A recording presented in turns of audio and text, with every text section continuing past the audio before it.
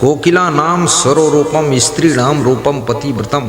कोयल की सुंदरता उसके मीठे स्वर में है, ना कि उसके गोरेपन में। कोयल में गोरापन है ही नहीं। कोयल मतलब कोयला जैसी काली है इसलिए कोयल, लेकिन बोलती है वही सुंदरता है।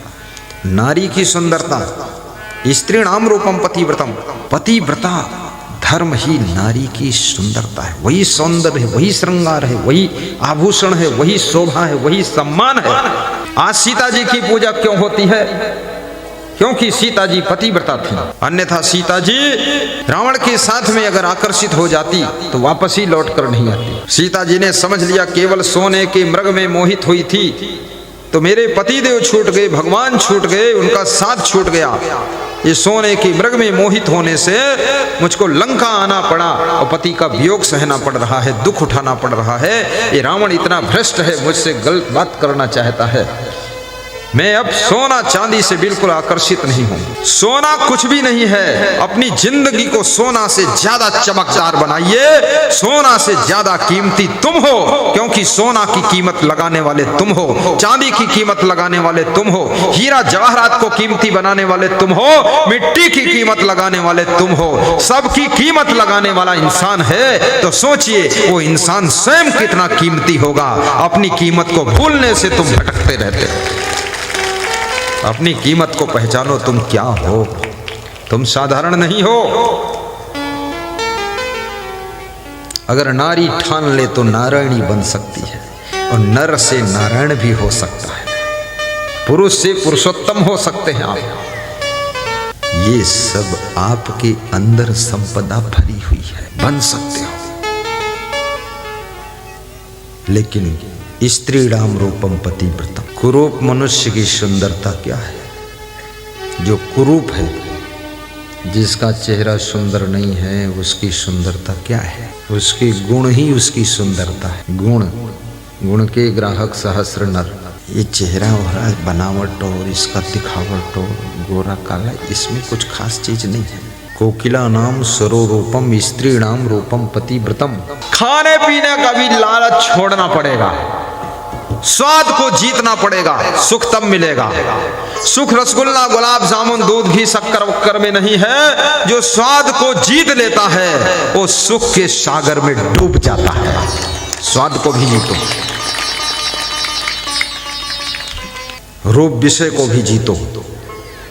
किसी रूप सौंदर्य को देखने के लिए मन में चंचलता ना हो। शब्द विषय को भी जीतो। कोई इधर गीत और गंदे गीत ये सुनने की भी अंदर इच्छा नहीं। कुरूप मनुष्य का सुंदर रूप उसका गुण है। गुण पूजा स्थानम न च वयम न च लिंगम। गुणों की हर स्थान पर पूजा होती है, उम्र की पूजा नहीं होती है, और ना किसी जाति की पूजा होती है, ना किसी मजहब की पूजा होती है। गुण गुण गुण।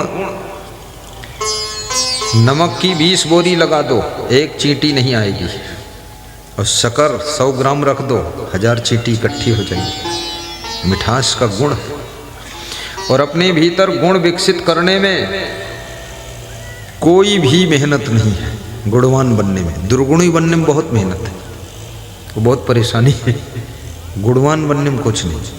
जैसे आप सरल स्वभाव बना लिए, इसमें कौन मेहनत है। लेकिन कठोर स्वभाव बनाइए, जटिल स्वभाव बनाइए, उलझन शुरू, पत्नी से ही झगड़ा शुरू हो जाएगा। कठोर स्वभाव बनाओगे, घर में विवाद शुरू हो जाएगा। सरल स्वभाव भी एक गुण है। सरल स्वभाव। कुछ लोग बहुत मूर्ख बुद्धि के होते हैं। ये भोजन करने की बात, ये कोई समझाने की बात, ये तो फालतू बात। अब ये बातें समझाएंगे तो टाइम बर्बाद होगा। लेकिन मूर्ख फंस जाए चक्कर में, उसका क्या करोगे तुम। कितने लोग घरों में नाराज हो जाते, भोजन नहीं करते, मुंह फुला के बैठे, और घर में प्रचार चालू है कि आज वो छटकन्नी लड़की भोजन नहीं करी से, छोटी वाली बिटिया भोजन नहीं करी से। अब सब पूछे तो घूमत उससे, कहे बिटिया नहीं खाओ, कहे नहीं। बिटिया नहीं, ये 12 बाट कर दी, बुद्धू कहीं की, चल खा ले उधर। पहले गलती करती हो, जब डांटी जाती तो मुंह फुला के दरवाजे का आड़म बैठा थे। फट से खाओ। ये सब घर को परेशान करना है, नरक बनाना। तो उसको समझाया, थोड़ा डांटा मैंने, तो खैर खाया उसने भोजन, फिर वो अपने आप ठीक हो गया। ठीक हो गया, फिर घर गया। हमने, भक्त था वो, कोई संत था नहीं, घर गया। 2-4 महीने बाद फिर आया, फिर वही नाटक शुरू उसकी, भोजन फिर बंद, वो कपड़ा नहीं पहने और जूता चप्पल नहीं पहने। बहुत कपड़ा देकर देख ले, बिस्तर पर सोए नहीं, ऐसे फर्श पर पड़ा रहा जमीन में। तो हमने कहा, तो फिर मैंने विचार किया इसको छुट्टी देना उचित, क्योंकि इसके बवाल में अपन असमंजस रोज पड़ेगा कि बीमार हो जाएगा। तो मैंने उसको 5-6 हज़ार रुपये देकर, और हमने कहा बाबा जाओ और घर में रहना, ये नाटक वहीं करो, इसमें हम तंग हो जाएंगे, क्योंकि सहज जिंदगी रहना चाहिए। ठंडी का महीना है, तुम कपड़े नहीं पहनते हो। तो ये राम भगवान यही बता रहे हैं कि ये कोई तपस्या नहीं है, ये नाटक है, ढोंग है। तपस्या किसे कहते हैं? देव दुज गुरु प्राज्ञ पूजनम शौचम आर्जवम आचार्योपासनम अहिंसा चा शारीरम तपः उच्यते ब्रह्मचर्यम मनः प्रसादा सौम्यत्वम मौनम आत्म विनिग्रह भाव सत्तम संशुद्धि रित्तपो मान समुच्यते। शरीर का तप और मन का तप और वाणी का तप, 3 तप गीता में बताए गए। और शरीर के तप में कहीं नहीं लिखा हुआ है कि आप भोजन ना करो। यही लिखा है देव दुज गुरु प्राज्ञ पूजनम, देवता गुरु दुज प्राज्ञ मानी ज्ञानी जन, इनकी पूजा करना, सम्मान करना, आदर करना, ये शरीर का तप है। आचार्योपासनम ब्रह्मचर्यम चा शारीरम तपा उच्यते। आचार्य की उपासना करना, जो आचार्य आपके गुरु हैं उनकी उपासना करना, पूजा करना, आदर करना, ये शरीर का तप है। ब्रह्मचर्य शरीर का तप है, इसमें नंगे उघाड़े घूमने की बात ही नहीं। ये कृष्ण ने गीता में लिखा है। और भगवान राम क्या कह रहे हैं? भगवान राम कहते हैं योग न मख जप तप उपवासा। मख माने यज्ञ होता है, ये कुंडी उंडी यज्ञ करने की जरूरत नहीं। राम कहते हैं, राम कहते हैं जैसे हमारे यहाँ यज्ञ हो रहा है, ये ज्ञान यज्ञ है। ये कुंडी यज्ञ नहीं, ये मुंडी यज्ञ है। इसमें जितनी मुंडी बैठी हैं 2000 मुंडी, ये मुंडी यज्ञ चालू है। कुंडी यज्ञ का क्या काम है? इतना तो खोपड़ी में बुराई का कचड़ा भरा हुआ है, वो ज्ञान यज्ञ में सब भस्म हो जाए, यही सफल यज्ञ है। यहाँ कुंडी खोदने की जरूरत ही नहीं, क्योंकि नरकुंडी तुम खुद ही बने हो सब। नरक कुंड, कुंडी खोद, ये सबसे बड़ा यज्ञ है। कृष्ण कहते हैं कि ज्ञान यज्ञ श्रेष्ठ यज्ञ है, इससे मुक्ति मिलती, बुराइयों से छुटकारा मिलता है। और राम कहते हैं कि हे पूर्ववासियों, जप की आवश्यकता नहीं है, न तप की आवश्यकता है, न योग मुद्रा करने की कोई जरूरत है, न उपवास की जरूरत है, न उपवासा। उपवास नहीं, उपवास क्या चीज है? उपवास कैसे करना, किसका करना? बुराइयों का व्रत रहो। मांस मछली अंडा नशा शराब का आजीवन उपवास कर दीजिए। क्रोध से व्रत लीजिए, मोह से व्रत लीजिए, नाना दुर्गुण है उनका व्रत ले लीजिए कि ये दुर्गुण आने नहीं दूंगा। ये असली व्रत है।